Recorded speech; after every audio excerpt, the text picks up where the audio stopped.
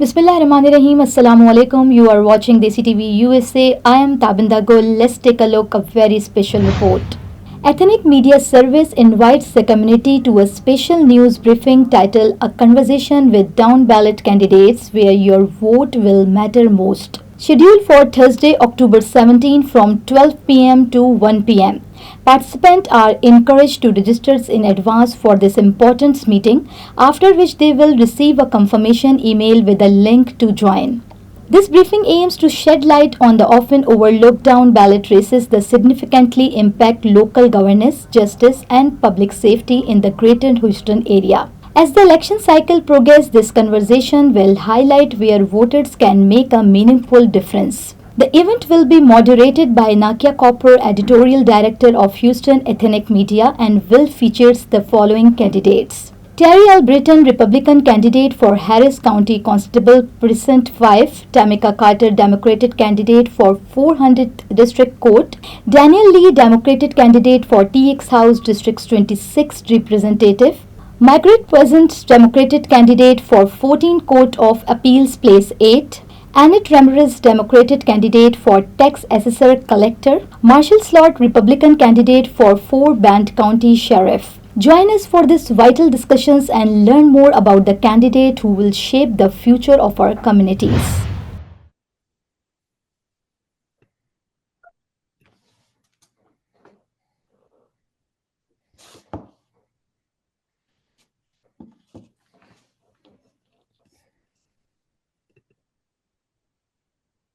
Just wanted to welcome Annette Ramirez, and we're about to start. So thank you so much for joining. And Terry Alberton, we're just seconds away from starting, and I pass the baton to my colleague Nakia. Thank you so much, Sandy. And thank you everyone for joining us today. Welcome to Houston Ethnic Media's third briefing in our Get Out the Vote series, a conversation with down ballot candidates, where your vote will matter most. I'm Nakia Cooper, your moderator for today. Now, I would like to express how happy we are that you can join us for this very important conversation focused on the often overlooked down ballot races that shape our communities. This briefing will spotlight candidates in the greater Houston area who play a crucial role in local governance, justice, and public safety. Now, as we are just 2.5 weeks away from the election, we are looking at where our vote really counts. Our speakers today include Terry Alberton, Republican candidate for Harris County Constable Precinct 5, Judge Tamika Carter, Democratic candidate for the 400th District Court, Daniel Lee, Democratic candidate for Texas House District 26, Justice Margaret Poissant, Democratic candidate for the 14th Court of Appeals Place 8, Annette Ramirez, Democratic candidate for Tax Assessor Collector, and Marshall Slot, Republican candidate for Fort Bend County Sheriff. Now, we ask our speakers to speak slowly and for our reporters to enter questions into the chat that we will take as time allows. We also encourage our speakers to monitor the questions in the chat that they can answer during the briefing. Now, each speaker will have a maximum of 5 minutes to speak, followed by a Q&A for 3 minutes with questions from our reporters on the call. We start today's briefing with Justice Margaret Poissant. First question, what was the first time you felt the real call to go into public service? I felt the call to go into public service in 2018 for 2 reasons. One, I had practiced law for over 35 years in both criminal defense work and several areas in civil law, and the decisions I saw arising out of the Court of Appeals were not satisfactory to me. I thought there should have been better review of some of the appellate records that came up to the Court of Appeals. And I was greatly inspired by a friend of mine who had a lot of courage during her cancer diagnosis, who was a very strong Democrat. And I thought, if she can get through this treatment and show that courage, I can step forward and show the courage to try to change things. I grew up with the idea that, from my lawyer father, that the idea was you could either sit back and watch things happen or you could step forward and try to make a change. So those are the things that inspired me to run for office. All right. Thank you. Thank you for sharing. Now, down ballot candidates are often overlooked by many. People may not have an understanding of the roles and positions that they may have a great impact on their everyday life. So, can you tell us about the job you're running for? Yes, exactly. This is exactly what the issue that we have regarding the Court of Appeals. Many people have not heard of our courts. We're an intermediate court, but we hear appeals from 10 counties and from every type of court and case. The only higher courts are the Texas Supreme Court and the Court of Criminal Appeals. The Court of Criminal Appeals only hears criminal appeals, and the Texas Supreme Court civil appeals. We hear every type of case. We hear criminal, civil, family, probate, oil and gas, cases in every area of the law. And what we do is we review the record and we review the briefs that are brought before the Court of Appeals to decide whether or not the decisions made by the trial courts and by the trial court judges are fair, are well reasoned, are accurate in regard to the facts and the law. So our job is very important. The reason why most people have not heard of our court is because we don't hear trial cases. We do not have witnesses come into our court. We only hear attorney argument, and we are limited to the record that is brought up to us from the trial courts. So we don't have the number of people from the public coming in to listen to what we do. We are, as some of my colleagues say, the most important court that no one knows about. Now, people are always welcome to come to our courts. We are courts of public record, and the oral arguments that are presented to us by the attorneys who argue the law are available on YouTube. The reason why we're the last stop for justice, frankly, is because the Court of Criminal Appeals and the Texas Supreme Court listen to cases that they take from the entire state and they choose. We hear every appeal that is assigned to us from all these different levels of courts in all of the 10 counties. And those counties are Austin, Brazoria, Fort Bend, Galveston, Harris, Chambers, Colorado, Waller, Washington, and Grimes County. So it's a big area and it's a lot of cases. And what we do is very important. Okay. And so what are you planning to do once you are in office? What are you hoping to achieve? Well, I have been in office now for almost 6 years. The Courts of Appeals are 6-year terms. And I was elected in 2018 together with my colleagues. What I hope to achieve is to continue to respect the rights of every individual in the state of Texas. I would hope to continue to have well-reasoned opinions and to dissent and concur, which is to have separate writings when I disagree with the majority.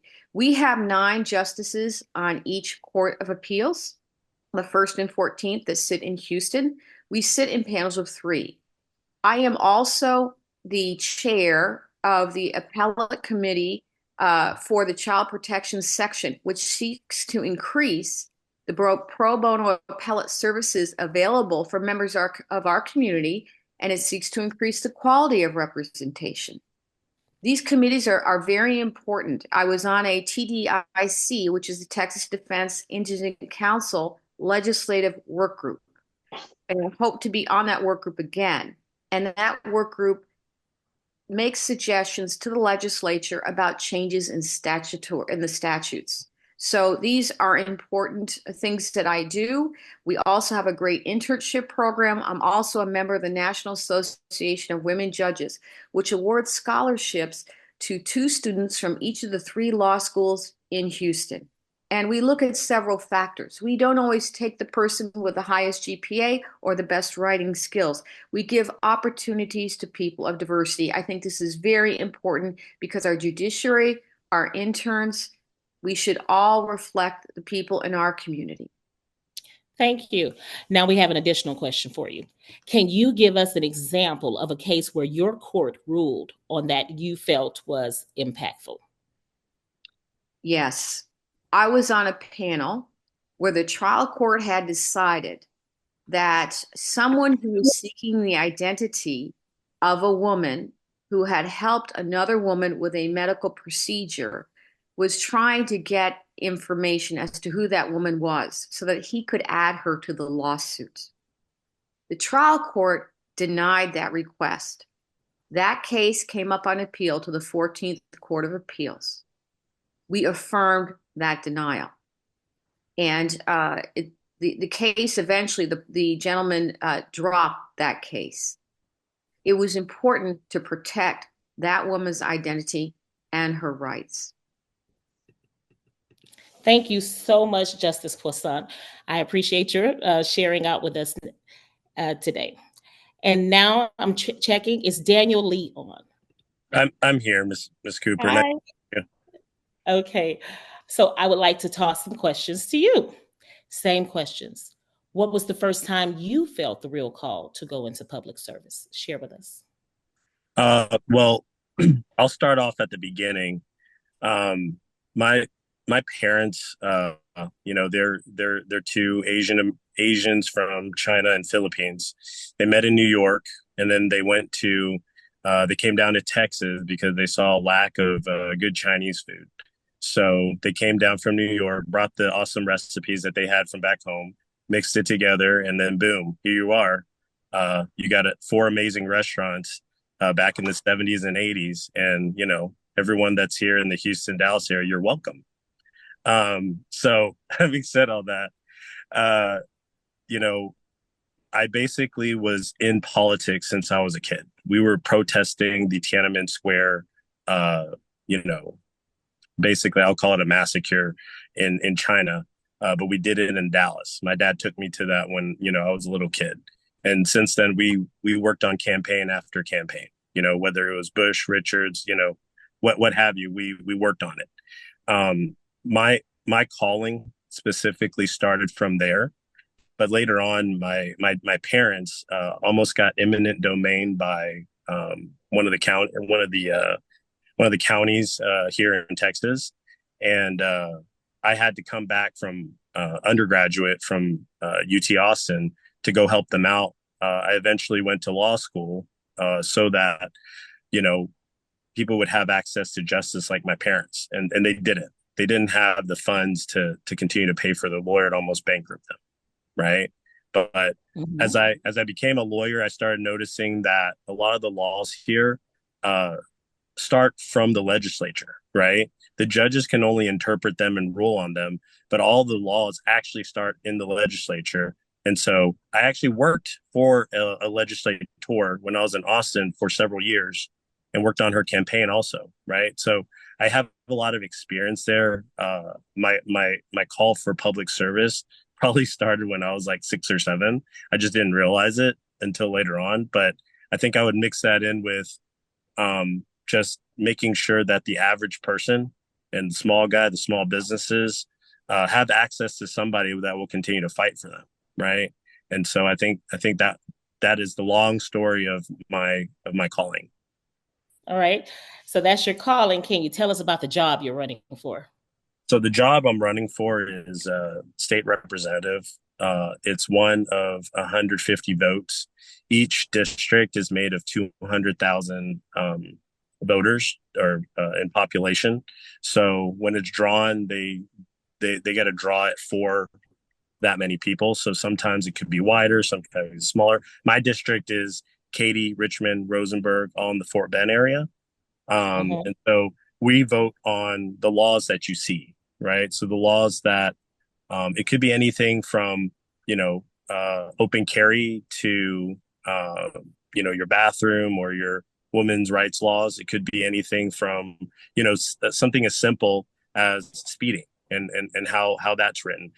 In fact, I'm actually on the family law board. I'm a fellow of the Texas Family Law and Texas Law Foundation. So I actually am a part of making the laws already. I mean, I'm already doing that for the last couple of years that I'm on that board. So your family code, if someone ever gets in a divorce or they have to do a custody battle, some of that legislation we edit as a group. We edit that and then we submit it to the legislator. So I'm currently already part of the process. So, I'm ready to go day one. All right.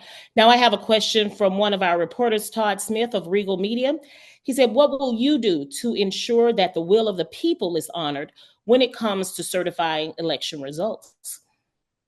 Well, when it comes to certifying election results, because I'm a lawyer, we follow the law, we follow the Constitution, right?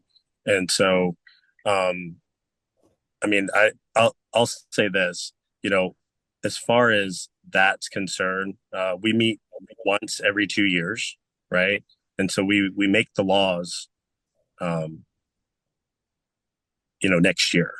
So the only time we would be dealing with certifying election results is to craft the law to protect the people. So if there's any laws that are being presented, any bills that are being presented in this legislature that I feel violates or suppresses our vote, I'm definitely going to vote against that. But at the same time, we always have to work across the aisle and work with each other, crafting law that actually makes sense for everyone as a whole is better than not having any laws at all, right? Because we don't want to live in a land.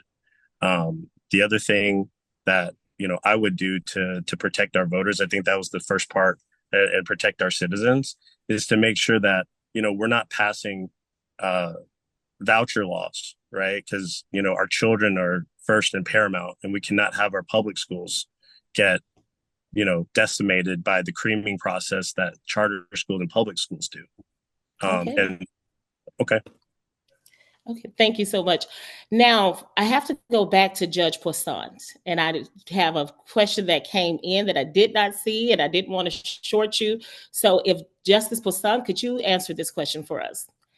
Has public respect for the courts changed given the political debates on the Supreme Court?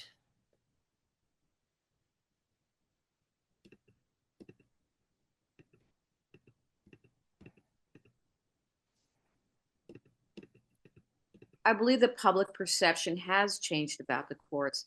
This is why I think is so important that the justices here and every judge maintains their integrity and maintains their independent viewpoint. It's very difficult to convince the public that judges are doing the right thing if they can't rely on the judges' integrity and their ethics. We have a strong code of ethics here in the state of Texas, the Judicial Canon of Ethics, and we follow those ethical tenets. It's very important for us. And in fact, to stay above and beyond our personal opinions and rule with impartiality. All right. Thank you so much, Judge Pasquale. Now, Daniel, I do need to go back to you. And I'm just saying this because my chats are coming in hard and heavy right now. So there's great interest in this. So just keep it up here. What is your biggest goal, Mr. Lee, if you get elected? My biggest goal is, I don't know if y'all know, but there's approximately somewhere between 20 and $30 billion in surplus in our state of Texas. It is the largest surplus in the history of the United States that Joe Biden gave to our governor Abbott for infrastructure. Unfortunately, that money wasn't transferred over to our schools, to our teachers, to our school districts that need them. And we got schools like Plano and Richardson, Texas, which is similar to my district in Katy or Sugar Land, right? Closing down closing schools, and they're in flush areas, which makes no sense. So my main goal is to protect our kids, because just like my parents came to the United States so that me and my sister and their grandkids can have a better life, we're not going to be around to watch our kids and like when they're having their kids sometimes, because we're not going to be around forever. So we want to make sure that the education stays in place, because we all want to live in an area where everybody's educated. I mean, that's the goal, right? The goal is to have us come together as a society and pick each other up from the bootstraps, not have an uneducated population with underfunded schools where the teachers are struggling to, they're asking the parents like myself to pay for school supplies. Can't even afford, our schools can't even afford school supplies right now. And they're asking the parents for that. And that shouldn't be the case when we're sitting on such a huge plethora of cash. And same thing with our property taxes. Shouldn't be that high, but the state has the ability to help us out on that. And it's just not happening. And I want to make that happen. And that's a promise. That's a promise. Thank you. Thank you so very much for that. Okay, now we are caught up with the chat coming in to me, and I'd like to shift to Judge Tamika Carter. Welcome. Good morning. Nope, afternoon. We're at afternoon. Good afternoon. Good afternoon. So I'm going to throw out the same questions to you. Okay. So what was the first time you felt the call to go into public service? So I had an interest in criminal justice reform pretty early on. I was in 8th grade when the Rodney King case was in litigation, and those officers went on trial, and to see a couple of them found not guilty. And I saw what that did to my community. And my mother had that tough conversation with me about how our court system isn't always fair. And having learned that so early in high school, I had an interest in working in our courts. And so when I was out of law school, or in law school, I guess, moving out, I made the decision that I was going to go into public service. And so I chose the district attorney's office. Having interned doing defense work and prosecution, I felt that that was a way that I could make a great impact, learning how much power prosecutors have with working with law enforcement, screening cases, making charge decisions, making decisions on assisting judges with warrants. And so just to see how instrumental and important the prosecutor's role was in our court system, I decided that I was going to choose a career in public service and serve my community that way. So I'm able to work on the side of public safety and protecting victims, but also if there was an injustice, I think that was happening, I had the power to tell an officer, okay, I don't think the evidence is there. Okay, I don't think this is a case that we should be prosecuting. And so I felt that I could be most impactful that way. And so that was how I started my career in public service, was through the district attorney's office. And then it led me to the bench, completing my first term, living in Fort Bend County. When I moved out here, there was not a single African-American elected countywide judge in our county for over the first 10 years of me practicing. And so eventually we made attempts of running more out here, and we finally made that change first in 2018. And then I was elected in 2020. So just making sure that we had judges who reflected our community, right? And so that was important for me. And so I just kind of continued the work I was doing in just another way, taking it to the bench. All right. So you told us a lot. Can you tell us just a little bit more about the role that currently right now? Yeah, so I am a district court judge, and in Fort Bend County, unlike Harris County, I think a lot of y'all are based in Houston, our courts are not all separate. And so my court, a district court, I handle felony criminal cases, but as well as civil cases. And so they're kind of split that way. I also serve as our local administrative district judge. And so I handle the administrative functions of the court. They come to me. So when we have issues with court staff, we have the hiring of interpreters, our need for interpreters, or issues with court reporters, that all kind of comes to me, in addition to my duties of presiding over the 400 District Court. I also serve as the judge over our C Court, which is a diversion court for young offenders. Again, always wanted to be a part of reforming our courts and finding out how we get, people out of the court system. Diversion programs are very important to me. And so I'm currently the judge over our young offender court, but I've also served over our drug diversion court, our felony drug diversion court. And when I was a prosecutor, I was in our mental health diversion court, in addition to my other normal litigation rotations that I did. So in a nutshell, I preside over felonies, civils, pretrial, jury trial, and do a lot of the administrative functions here around the courthouse. And I'm seeking re-election to continue doing that. All right. And so that's a lot, with the juvenile court system, or not juvenile, young offenders and everything that you've been doing.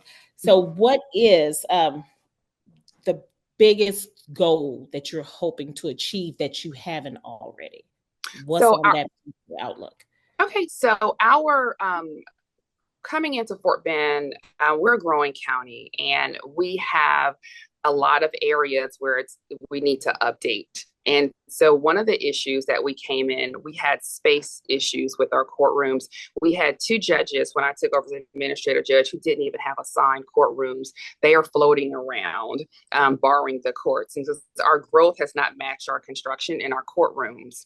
So one thing that I took on as administrative judge was getting our construction project actually approved. And so we now have 3 courtrooms who have been approved. Constructions with groundbreaking soon will be done by the summer of next year. The next phase, what I am hoping I can support our county in doing, is getting the approval of at least 2 new district courts.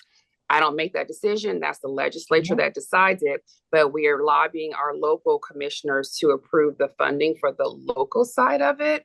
And then we will petition to get the district courts approved, and hopefully the legislature approves that. So just the administrative function, that's one of my big goals, to work with our commissioners to get some courts approved.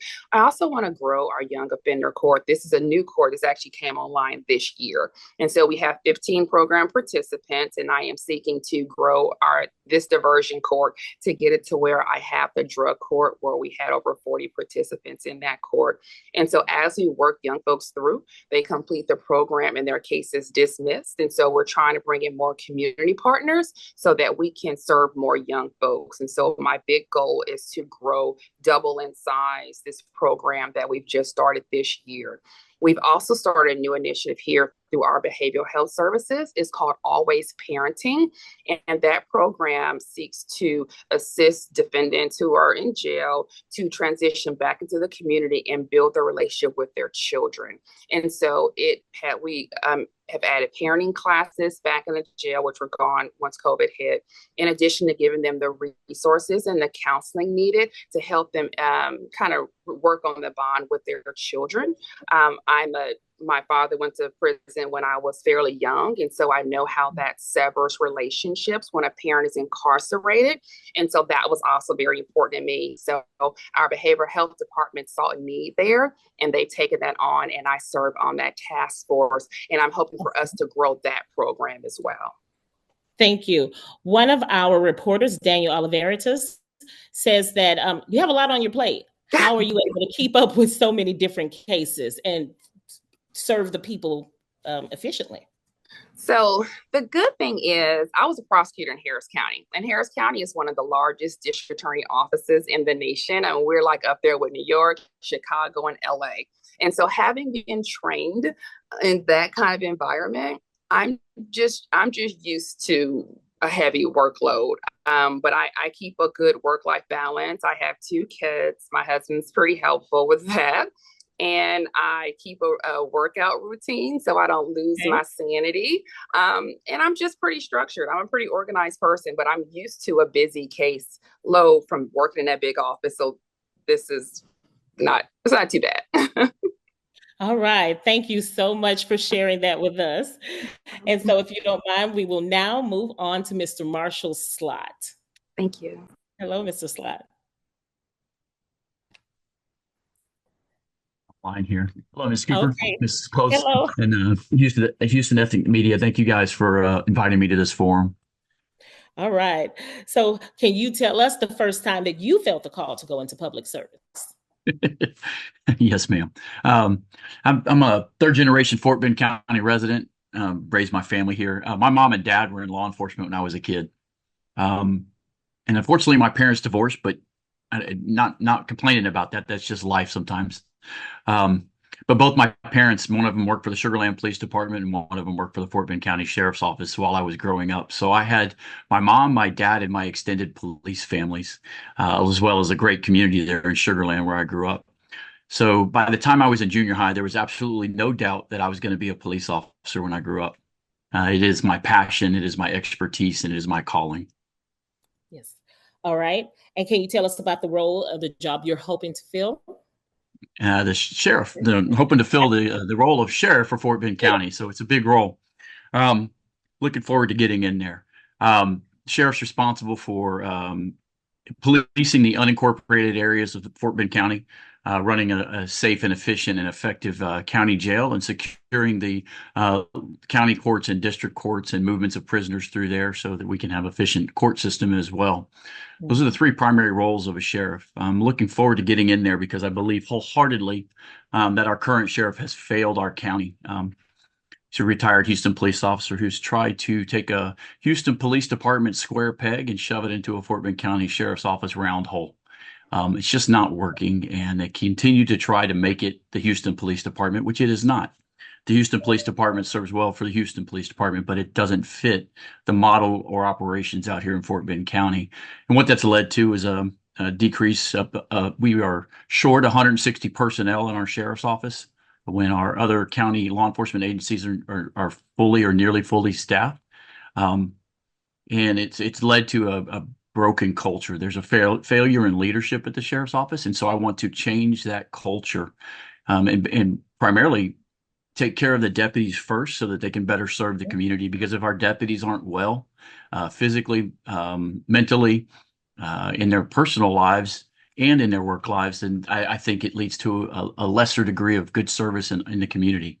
We have many great professional law enforcement. We have many great law enforcement professionals here in Fort Bend County, and I just want to empower them and encourage them and support them in being more effective in their roles to keep our community safe. And what is the greatest goal you hope to achieve? I know the first goal is changing the culture at the sheriff's office. I want to install servant leadership at the top, and I will demand that servant leadership model all the way down to the line personnel, both civilian and sworn. I truly believe that if there are led with that servant mind, from that servant leadership mindset, meaning they're empowered, they're trained, they're supported in their decision making. That translates to them being servant leaders to our community, which I believe all law enforcement professionals are. We are servants of the community. And right now, they're somewhat defending themselves within the agency and having to fight crime on the streets. And that's a difficult task. Either one of those are a difficult task. But when you combine them both, it leads to fighting two fronts, and that's just not doable. So my number one goal is to change the culture of the organization so that the deputies and civilian personnel feel supported from the administration, which I then think frees them up to do their jobs better on the street and serving our community. All right. Thank you. I have a great question coming in from the chat from Mr. Todd Smith. Now, Todd, would you like to ask this question yourself? Yes, I would. Mr. Slott, you mentioned being short with personnel, but over the last 4 years, we've seen a lot of police officers face scrutiny because of police brutality, and there have been protests all over the world with the Black Lives Matter movement. How hard has that made it in recruiting new officers to join the force when some believe that if they do their job, they might face charges or termination for just doing normal police work? So it's a great question. Recruiting is a significant issue in Fort Bend County and law enforcement nationwide, just much like we have recruiting issues in our military. There seems to be there's this perception in law enforcement that there's a lack of support from the community. So why go into a role like that? Law enforcement at the heart of it is service to the community, and so I believe as a leader in law enforcement, it's our job to set up the environment such that they are supported, encouraged to do their jobs. We set the ditch lines as leaders through policies and procedures, and we as leaders in law enforcement demand accountability from ourselves. That's been one outgrowth of some of this scrutiny is we demand more of ourselves now, and rightfully so. Unfortunately, there are bad actors in every sector of our lives, and law enforcement is in that sector. So as law enforcement leaders, we want to call out the bad actors as well, if not more, because it stains our profession. So when you go to recruiting, it's about showing them that they have the right environment to work in. They're supported. They're given the guidelines and training and mentorship that needs to occur because there is a transition of a transfer of education and experience from more tenured law enforcement officers to younger ones. There's a steep learning curve in law enforcement. We have the tools now to not only police effectively, but to demonstrate to the public that we're policing effectively. And I think when you put all those factors together and put the right leadership in place, I think it makes an organization more more attractive to those who are encouraged to enter the law enforcement profession. But I also think it starts with our youth and in high schools, as far as showing that law enforcement is a great profession. It's a noble profession, and it's a necessary profession. And not everybody wants to pursue college. I think college education is helpful. Having educated professional law enforcement officers is necessary. Doesn't always require a college degree. But I think when we get into our youth and that high school age, that's a great that's a rich environment for recruiting folks to come into law enforcement. Thank you so much. Now, Mr. Slide, I'm going to move on to the next person, but I want to tell you this. You have some questions coming into that chat, so I would love to encourage you to go in and answer some questions from everyone as we move on to Mr. Terry Albertson. Mr. Thank Albertson. you. Is it okay to respond in the chat? Yes, please respond in the chat. All right, thank you. Thank you. Mr. Albertson, how are you today?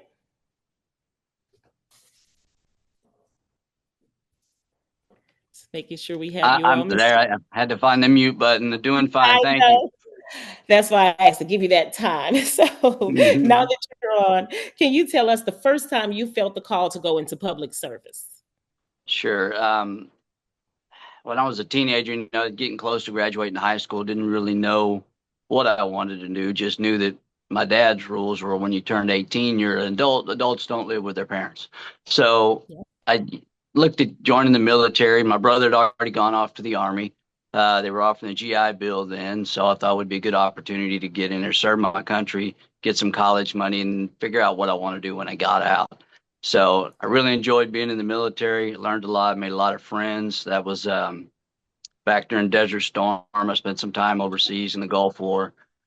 Came back and I thought, man, I really enjoyed being, the camaraderie of the group, to feeling like I was doing something that made a difference. So, changed one uniform for another one, decided to serve my community instead of my country. So I had met, my mom was working at JP Court back then. So I'd met a few constables that were always in and out of the JP Court. And I thought, well, let me go see how that job might be. So I did right along and it just fell in love with it. It felt like a place I belonged. And it, the same thing I said with the military, just felt like I had an opportunity to make a difference and serve those around me. So that felt important to me. It gives me a little sense of pride, and we all want to do something to make our parents proud of the person they raised. So that was important to me. Yes. So can you tell us all a little bit about the role that you're running for? Your yes, position? ma'am.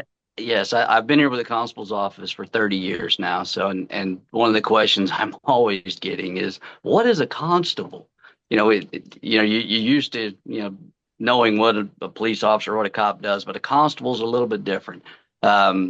Initially, constables were mainly officers of the court, and they're to serve papers, civil papers, and like if you're getting sued because of your business or the child custody case or something like that. But in Harris County, we've branched out. There was a need back in the 70s for more law enforcement, and the county back then came up with what's called the contract deputy program, and it gives areas an opportunity to, if they want extra law enforcement, to supplement the county to have extra officers patrol in their area, and that took off. The community's really latched onto that program, and it's gotten really, really large. In fact, most of our deputy positions here are contract deputy positions. So it's a great job. It's one of the few ones left where you actually get to do some real community policing. The officers have time to actually visit with people and get to know those that are in the area they patrol. And that's something I've always enjoyed. I never really wanted policing can sometimes be very impersonal because you have another call you got to get to. So Mhm. you have to, when it's the calls are stacked like that, you don't get to have that personal time and connection with the community that we're allowed to have. So I really enjoyed, and that's kind of what's kept me here at Precinct 5. I started off as a deputy, and I worked my way through all the ranks, and I'm an assistant chief here now. So my constable, Ted he is my third Mhm. constable. He is retiring. So he's been with Harris County for 40 years, been serving here at Precinct 5 as the elected constable for the past 8. And he just wants to go spend time with grandkids. So I told him that, if the public will have me, I'll take up the torch and try to keep this place as respectable and trusted by the community as it has been over the years. Okay. So if you replace Constable Heath, what are you planning to do once you're in office? What is the biggest goal you're hoping to achieve? If I can leave this precinct, the way it is now or better, I've done a good job, because it's difficult. Uh, like Marshall Slot was saying, with new people coming and going all the time, it's hard to keep the house clean. It's a challenge. So we make sure we look into everything that's going on. So I want to try to keep our reputation, the one that we've built. But something I've noticed that we could do a lot better at is the social media aspect. Mhm. Everyone wants their news now. If there's some red lights going on a block over from your house, you don't want to know a week from now what happened. You really want to know, hey, what's going on over there? And one of the other constable agencies, that they've even expanded that quite a bit, where they have an app for your phone now, so you can see things as they're occurring, which is very helpful with transparency and letting people know, what is going on in their community. Because you might go to bed thinking, somebody got stabbed or murdered behind you, when it was really just an older person that had a heart attack. So all you Mhm. knew is there were red and blue lights, and I really want to get that information out there to people so they feel more informed on what's going on around them. Okay. Now, I've noticed that you talked a little bit about the community policing and the personal connections with the community. And I know or correct me if I'm wrong, but one of the duties, or one of the things that constables do is, let's say when someone is served an eviction notice, right? Yes. And you have to, or we've seen, or in the newsroom, I've written plenty of stories where it's the constable's office has shown up and they are putting someone's items on the curb. And we don't see things from your perspective. We look at you, or people in the community look at you as the bad guy, right? What do Right. you think? What is in place now, or what can you help put in place to where we're not just putting their items out? Is there something in place to help them go somewhere? Like, can we help? What do you all do in your constable's office when you're faced with that? Wow, that I've never served in our civil division, but I know that's been an issue. And in the past, they used to actually put that stuff in storage, but then the storage fees would get so high that no one could afford to get their stuff out. So it would the change was made somewhere to where, here's your stuff right here, so you can go ahead and take it without having to incur all the storage fees on it. But the eviction process is not an overnight process. It's a very long process. So no one gets evicted without lots and lots of notice. I know it's still hard when it occurs, and I don't. That would be a challenge to try to find where. I mean, the court is. It's not the constables. Understand that we're officers of the court. The court is saying you need to leave that residence. So we as constables are carrying that out as a directive of the court. So it's not actually the constable's office evicting you out of your house or your apartment or whatever. That's, the apartment or the landlord has done that through the court, and we don't have any leeway on the deal. We just get a paper from the court that says, go do this. And as we are officers of the court, that's what we have to go do. So it's not that's not a fun part, a pleasant part of the job, obviously, but you're carrying out the duties that the court has told you to do. Okay, thank you so much. Now we would like to move to Miss Annette Ramirez. Miss Ramirez? Hi there. Good afternoon. I was Good editing my name, so sorry. No problem. All right. Can you tell us the first time you felt the call to go into public service? So for me, it's been more of a lifelong um, feeling of serving that I believe citizens have an obligation to do, and it came from my parents. My mom was a school teacher for over 40 years. I actually grew up on the border, and my father was a dentist in Mexico. Although I was born and raised in El Paso, and so he would drive over the international bridge every day. And I always saw my parents serving in some capacity. And when I was young, it was helping folks navigate the immigration system when it was actually navigable and easier to understand what was needed. And so from an early age, I saw my mom and my father helping people get their residency, helping people get their citizenship. And so pretty much since I I became an adult, I've served in one capacity or another, and that just depended on the age and stage of my children. And so when they were younger, I served in capacities and activities in which they were involved. PTO president, secretary, treasurer, all of those things. As they got older, it just turned to HOA service, right? I could do a little bit more. And now I am an empty nester, and my three kids have either graduated high school or college. And so the position that I'm running for is something that I've done in my career. I'm a property tax attorney. And so I saw an opportunity to serve in that capacity. And so that was part of my decision, helped me make that decision to run for tax assessor. Can you tell us a little bit more about what the tax assessor does? Sure, because I know it's the sexiest race on the ballot, and it's what everybody is excited about, which is property taxes. So this office has several functions, actually. They assess and collect property taxes. So your city, your county, your MUD, they set a property tax rate. Your appraisal district determines value of property and creates tax accounts. And the tax assessor takes those two bits of information and sends out a bill and is responsible for collecting that money and then dispersing it to the relevant taxing entities for which it collected.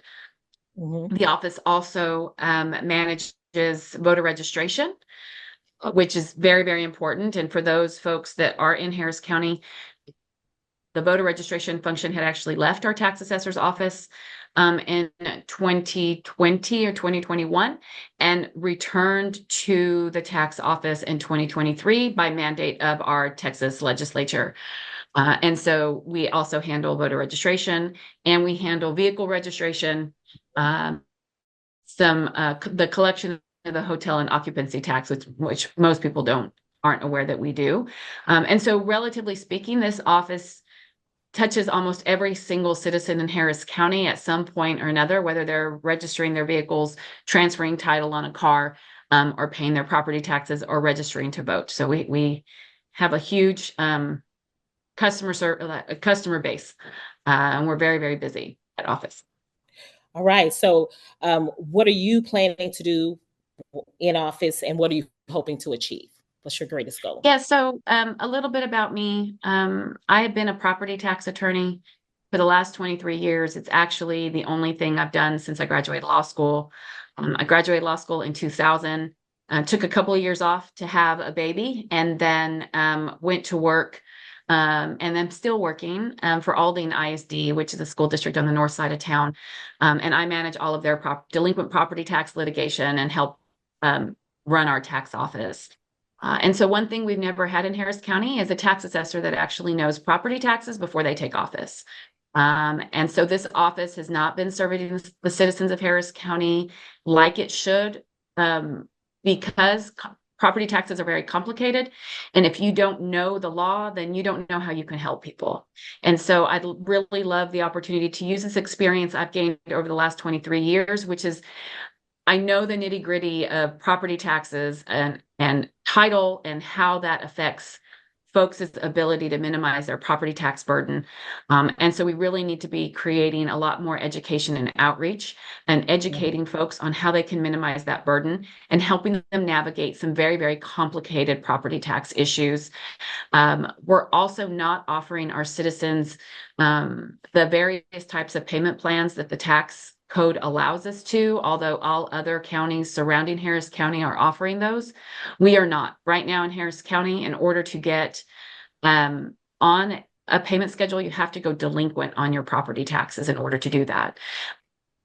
What I would like to propose, which the law allows us to do, which there's no reason why we shouldn't be doing it, is allowing people to escrow their property taxes and pay them in monthly payments in advance so that they don't have one large property tax payment in January. They've actually paid it in 10 payments in the year before. And then that way they don't risk going delinquent. There's also some other types of payment plans that we can offer to our businesses and to our non-homestead property owners that would make it easier for them to pay their property taxes. So that is something I'd like to do almost immediately when I go into that office, as well as looking at our voter registration. We do not have enough people right now doing our voter registration in Harris County. When that function came back to the tax office, the staff that was doing our outreach decreased from about 20 year-round outreach team to 5.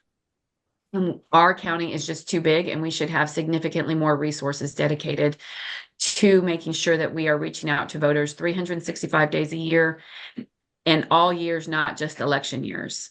And so that is where I really like to focus. It's a very transactional office right now, and it really needs to be more customer service centered. And we need to be helping our citizens navigate these very complicated issues. All right. Thank you so much. And that concludes our round of questions, but for the same 3, but I'm going to go back and give everyone a chance because we have some more time to answer 2 final questions for us here that are of great interest. Let me come back. Okay. So the question is going to be, what is the cost? Let me get there. We're moving up. What cost to your personal life, your public service? What effect does it have of your personal life? And is it worth it? Do you feel it's worth it? We could start with you, Annette. Oh, yeah. Thank you. I've been a public servant my entire career, and luckily that was for a school district. And so I am a single parent, and working at the school district has really been a blessing.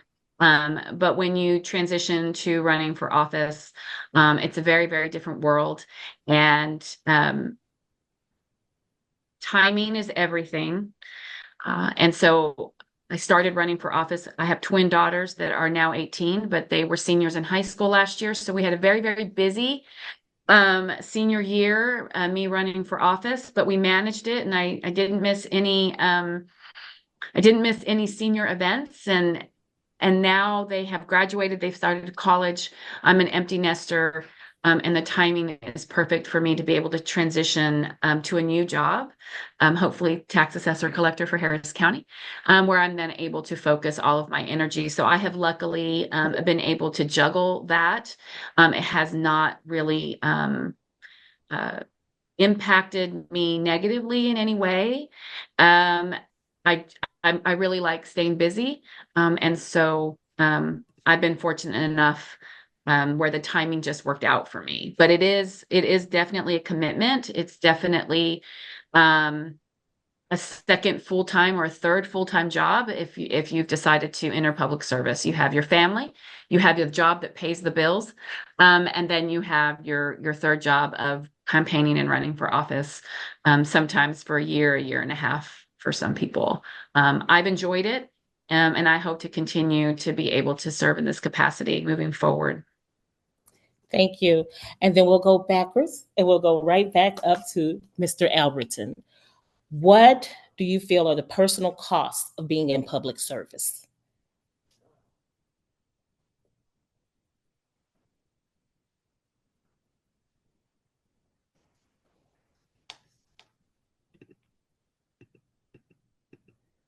Do I see you? I'm sorry there. Can you hear me now? That's okay. Yes. Yes, ma'am. I really enjoyed it, but in my form of public service as a police officer, you're held to a much higher standard, which I'm completely okay with. And what I'm talking about is when just the average person gets pulled over and gets arrested for a DWI, you don't hear about it. But when a police officer does that, it makes the news. So it things like social media, like I spoke about earlier, things that some people post on social media, you don't post as a police officer. That information's out there. The public expects more of you, and I've always kind of honored the fact that it keeps me going in the right direction, knowing that hey, people are expecting you to do the right things, and it's I don't know, I don't want to say it's an honorable thing to do. At the same time, you really have to be cautious on what's going on around you. I'll give you an example. I was living and patrolling both in the Katy area for many years. And we got like 30 more seconds for you. So okay. And I started noticing I was seeing the same people in the grocery store that I arrested over and over again. And I'm out with the family at James Coney Island eating with the wife and the kids. And my wife says, hey, 2 tables back, there's some guys that keep staring at you. Well, I turn around. It's a couple of gang members that I've arrested before on drug charges. And I'm there with my wife and kids. And I started thinking, you know what? I think I might need to either move where I police or move where I live. So you really got to be cautious on what's going on around you because there's people out there to do you harm. You've seen what's happened to some of our officers in the past. So thank you. And thank you for your service, sir. Yes, ma'am. Mr. Slapp. What do you feel is the personal cost of being in public service? I don't think it's a cost. I've been in public service since I was 20 years old. I'm 53 years old now. It's just a way of life, serving the community. Volunteered in my church for many, many years as a deacon. I volunteered in scouting. I volunteered in youth athletic leagues. It's about serving others. I think that's where we get satisfaction in life. That gives us a purpose and allows us to be of value to our communities. It is a personal cost. I'm a husband, a father, and a grandfather. My wife, our kids are grown and all on their own. With our 2 grandbabies, we get to spend a lot of time with them. A little bit of that has been impacted, but I think when you sign up for public service, you recognize those areas where you're going to lose some things or you're going to miss out on some opportunities. But I think ultimately, if you follow your faith, you follow your family's values, and the love of your family and the love of your community, it all balances out. So looking forward to this opportunity to continue to serve and protect Fort Bend County. Thank you so much. Judge Carter. Thank you for that question. So I do think this is where I'm supposed to be. This is a space I've always wanted to work in our criminal courts and be in our court system. And so that's why I did so much of my time in prosecution. I have had this same kind of incident as our constable described. I have to be more aware of my surroundings. I have run into defendants' families. And when you are a felony prosecutor and you sometimes are responsible for putting a signature on the paperwork that sends someone to prison, everyone's not happy with you. And it may be the right decision, but I am actually having to be much more aware of my surroundings. But I learned that as a prosecutor and then carried on to the bench. So I do know that I make tough decisions. They are the right, I firmly believe they're the right decisions, but that person or their family may not believe it was the right decision. So just being more aware of my surroundings. I've had to change my gym one time when a defendant found me there, but luckily, I've never been harmed, but otherwise, it's been well worth it. This is the work I want to do, and I want to continue doing this work. The benefit far outweighs the risk of the job. Thank you. Mr. Lee, I see you here. Unmute, Mr. Lee. You're muted.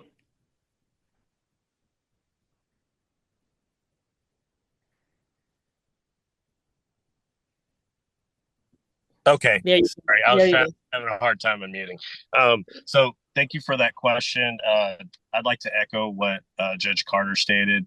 I've been running. This is my second time running, so the last couple years at least. And being that, I am an attorney for the last 17 years. I've seen it, what Judge Carter was talking about, that, when you're in an adversarial position, sometimes you get people that may harass you or threaten you and things like that. And definitely running. I've already experienced that somewhat, but we are going to maintain and continue to be courageous, right? So is my family. And I think that is personal growth for me and my family. We're not afraid. We're going to continue fighting for the citizens of Fort Bend, of the state of Texas. And I find it to be an honor, and it's a great opportunity for us to be able to do that because it's just something that we have to do if we want to move forward in this community and move forward in the state. Thank you so much. And we begin with Justice Poissant, and we would like to end with Justice Poissant. Hi, thank you for the question. There's definitely a difference as a public servant. I had a very successful law practice. I always gave back to the community by representing people pro bono, individually through the Houston Volunteer Lawyers Association. I believe that there are things greater than ourselves, that are goals that are greater than ourselves for the public good. And this is why I think for me, it's not really considered a cost at all. It's something that we need to do to give back to the community, to give back to the people of the state of Texas. I think they deserve judges with experience, judges with knowledge, judges with integrity. And I believe in that goal of giving back. Thank you. And on behalf of everyone out here and everyone with the Houston Ethnic Media, we are so thankful that you all came on here today to speak to us, help educate us so that we can educate others with our reporting and just making sure that we keep the community engaged and informed. And with that, we will give you back the rest of your day. We will be sending some follow-ups, and we'll send you all links to all of the coverage that comes out of this. So thank you. Let me make sure that I have the final thing. Everything is gone. Everything is finished. Thank you so much. We really appreciate you. This is me, Tabanda, signing off. Stay tuned to Desi TV USA, DTVNN, and our OTT platform, DTV Flix, where you can access to over 3,000 channels. So stay tuned and stay with us. Meet the tools that help reduce flood risk across Harris County. From channels to stormwater detention basins to floodplain preservation, the Harris County Flood Control District manages each one with a single goal: flood risk reduction. Because they impact our quality of life with benefits like avoided damages, an expanded urban forest, and room for trails and green spaces. Flood risk reduction efforts have an impact on our quality of life. Learn more at hcfcd.org. You came to this country for a brighter future for you and your loved ones. You've made it this far. Now it's time to become a citizen. With citizenship, you gain the right to vote, access to federal jobs, the ability to keep your family closer, and the freedom to travel with a U.S. passport. These are just a few of the benefits waiting for you when you become eligible. We're here to help you through the process with free resources and personalized guidance. Together, we can make it easier. Get started at becomeacitizentoday.com.